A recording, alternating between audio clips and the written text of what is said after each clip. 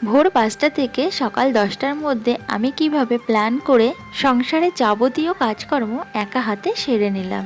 নমস্কার বন্ধুরা, শুভ সকাল। কেমন আছো তোমরা সবাই? আশা করছি যে যেখানে আছো সবাই খুবই ভালো আছো, সুস্থ আছো।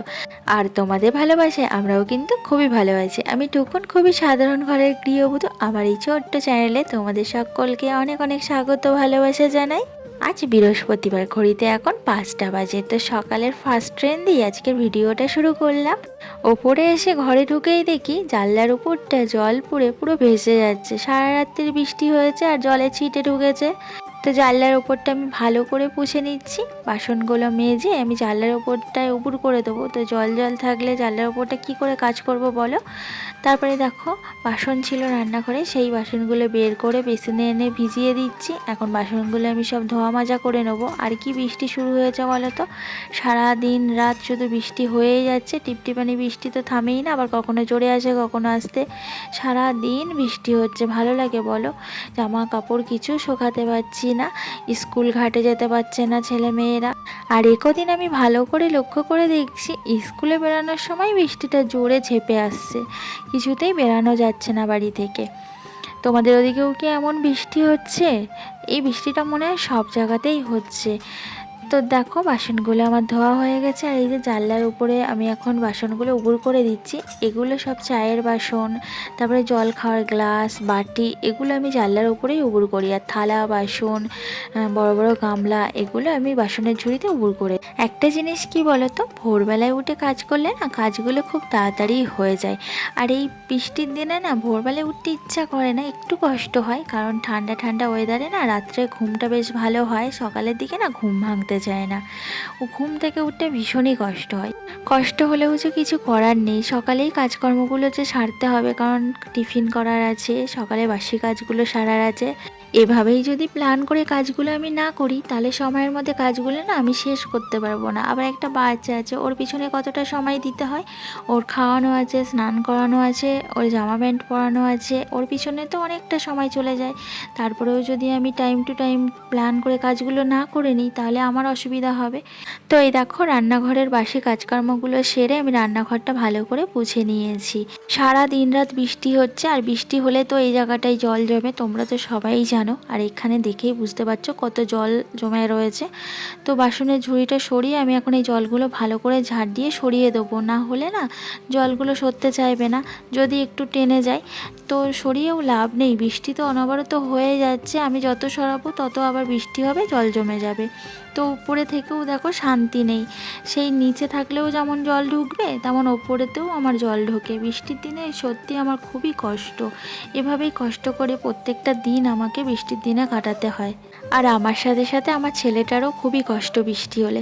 সারাদিন এই জায়গাটাই তো ও খেলাধুলো করে, সাইকেল চালায়। তো দেখো উপরে কাজ আমার কমপ্লিট হয়ে গেছে, আমি এখন নিচে যাচ্ছি, নিচের ঘরে কাজগুলো কমপ্লিট করব। তো এইখানে জল পড়েছিল জানলা দিয়ে ছিটে এসে, তার জন্য ওই ওড়নাটা বেঁধে দিয়েছিলাম।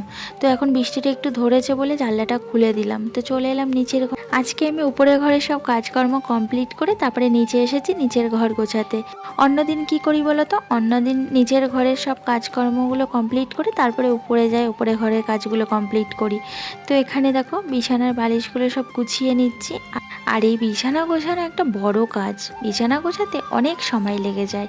বালিশগুলোকে নামাও, তারপরে বিছানার চাদর টান টান করে পাতো, বিছানা ঝাড়ো, ঝেড়ে তারপর বালিশগুলোকে তুলে আবার সুন্দর করে সাজিয়ে রাখো। মানে কত কাজ বলো তো, কতটা সময় লেগে যায়। তো দেখো বালিশগুলো আমি সুন্দর করে সাজিয়ে রেখে দিয়েছি, দিয়ে বিছানাটা ঝেড়ে নিলাম, নিয়ে চাদরটা আমি সুন্দর করে গুজে দিচ্ছি। যদিও থাকবে না বেশিক্ষণ দুষ্টটার জন্য, তবুও যতটুকু রেখে দেওয়া যায় গুছিয়ে। তো বাড়িতে বাচ্চা থাকলে কতটাই যে জ্বালাতন করে এটাই তার প্রমাণ। দেখো আমার জায়ের মেয়ে আর আমার ছেলে দুজনে মিলে কালকে এই টেবিলটার ওপরে দেখো চকের গুঁড়ো করে করে কত নোংরা করেছে। তো এই চকের গুঁড়োগুলো যদি এখন আমি না পুছে নিই তো যাই জিনিস রাখবে তার উপরেই চকের গুঁড়োগুলো লেগে যাচ্ছে। তার জন্য এই যে ভালো করে আমি দেখো টেবিলটা পুছে নিলাম চকের গুঁড়োগুলো সব। তারপরে ভাবলাম টেবিলের তলার থাকটাও একটু গুছিয়ে নিই, তলার থাকেও তো মানে দেখার হাল নেই।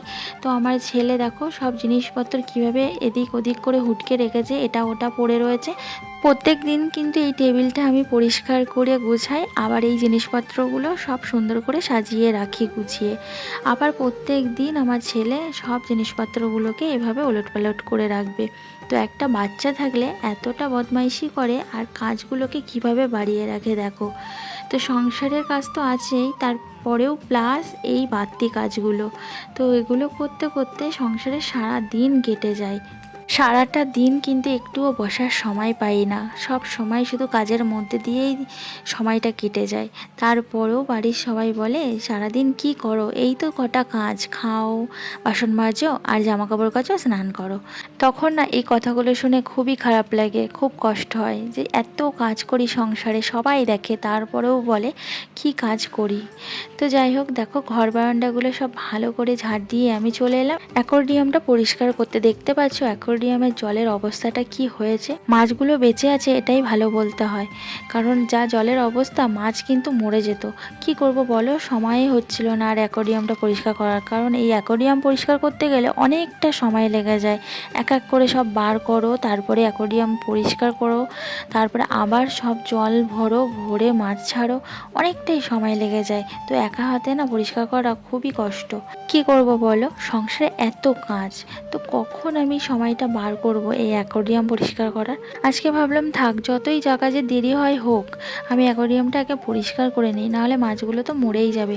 তো দেখো কিভাবে কষ্ট করে আমার অ্যাকোয়ারিয়াম পরিষ্কার করতে হয়। এমন একটা জায়গায় রাখা, পরিষ্কার করতে খুবই অসুবিধা হয়। আর এই বোলটা কাচের, যদি একবার হাত থেকে স্লিপ করে তাহলে পুরো ভেঙে টুকরো টুকরো হয়ে যাবে। তো অনেক সাবধানে সাবধানে অ্যাকোয়ারিয়ামটা পরিষ্কার করতে হয়। তো পরিষ্কার করে নিয়ে এলাম, দেখো নিয়ে এসে জলও ভরে দিয়েছি, আর বাসি জল দিতে হয়, তো আগের দিনে জল ভরে রেখেছিলাম। তারপরে দেখো মাছগুলো আমি ছেড়ে দিচ্ছি, আর এখন দেখো কত সুন্দর লাগছে তাই না। আর জলটা কেমন হয়ে গেছিলো আর কেমন একটা লাগছিলো, আর এখন পরিষ্কার করার পরে কত সুন্দর লাগছে। তো চলো, অ্যাকোয়ারিয়ামটা তো আমার পরিষ্কার করা হয়ে গেল, আর অনেকটাই সময় লেগে গেছে পরিষ্কার করতে। এবারে দুষ্টটাকে স্নান করিয়ে ওকে রেডি করিয়ে দেবো, জামা কাপড় টাপড় পরিয়ে, আর কয়েকটা জামা কাপড় ভেজানো আছে সেগুলো কাচা ধোয়া করব, করে আমি স্নান করব। তারপর সোজা চলে যাব ঠাকুর ঘরে। তো দেখো মাছগুলো কি সুন্দর খেলা করছে না, এদের দেখলে না আমার মনটা পুরো ভরে যায়। তো এক সময় যখন এসে শুই তখন এদের দিকে তাকিয়ে থাকি, কত স্বাধীন এরা তাই না, নিজের ইচ্ছা মতো সব কিছু করতে পারে। তো আজকে তো বৃহস্পতিবার, ঠাকুর ঘরেও অনেকটা সময় লেগে যাবে, অনেক কাজ। আর এই দেখো এখানে আমি সব কিছু গুছিয়ে নিয়েছি, বেলপাতা তুলসী পাতা ধুয়ে নিয়েছি, গাছ থেকে ফুল তুলে নিয়েছি, আর কেনা ফুল নিয়ে এসেছিলো সেগুলোও ধুয়ে নিয়েছি, থালা বাসন মেজে ধুয়ে নিয়ে এসেছি, দুধ কলাও নিয়ে নিয়েছি। আজকে তো বৃহস্পতিবার, তো আমরা তো প্রত্যেক বৃহস্পতিবার করে দুধ কলা দিয়ে তারপরে পুজো দিই।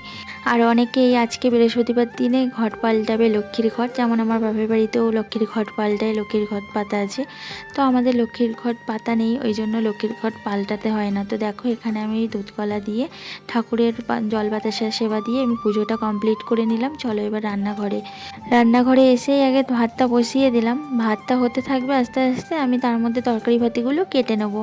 আর হাঁড়ির কানাটা দেখো ফেটে গেছে, হাঁড়িটা আর বদলানো হচ্ছে না, বাইরেও বেরানো হচ্ছে না যে হাঁড়ি কিনে নিয়ে আসবো, আর বাড়িতেও তো আসে না, তার জন্য না হাঁড়িটা আর কেনা হচ্ছে না। আর এই পাশে দেখো আমি ডাল বসিয়েছি, তো মুসুর ডাল রান্না করব আজকে একটু পাতলা করে, আর আলু ভাতে দেবো। আজকে আলুগুলো দিয়ে চোখা বানাবো, আলুর চোখা। তো আলুগুলো সেদ্ধ করে নিচ্ছি ডালের মধ্যে দিয়ে, তারপর তুলে নিয়ে একটু পেঁয়াজ আর কাঁচা লঙ্কা ভাজা ভাজা করে আলুর চোখা বানিয়ে নেবো। ডাল পাতলা পাতলা আর আলুর চোখা খেতে কিন্তু ভীষণ ভালো লাগে, আর সঙ্গে কয়েকটা পাঁপড় ভেজে নেবো। আর এদিকে দেখো আমার ভাতটা হয়ে গেছে, তো ভাতটা এবার আমি উপর দিয়ে নেবো।